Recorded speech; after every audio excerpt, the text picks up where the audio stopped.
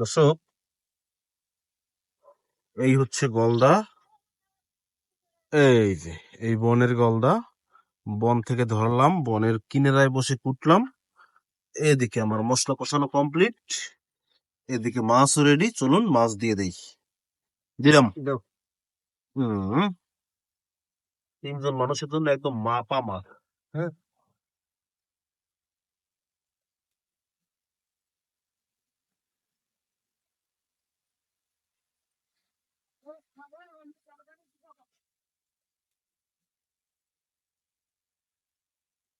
আমরা একটু হালকা কষাবো, হালকা কষে মৌ দিয়ে ডেকে দেবো মাছ। ছোট পরিসরে আমাদের ছোট আয়োজন, আপনাদের দেখে কেমন লাগতেছে অবশ্যই কমেন্ট করে জানাই দিন। যারা হচ্ছে এমন গলদা চিংড়ির স্বাদ নিতে চান তারা যোগাযোগ করুন ফিশ ভ্যালিতে।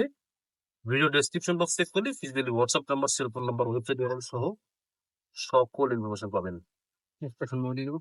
ওকে, আমাদের কষানো শেষ। এবারে হচ্ছে আমরা একটু মৌরি দেবো। হুম,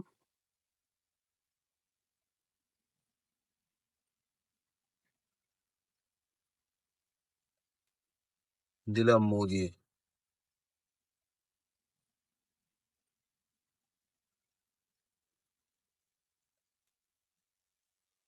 ঢেকে দেবো? দাও, ঢেকে দাও।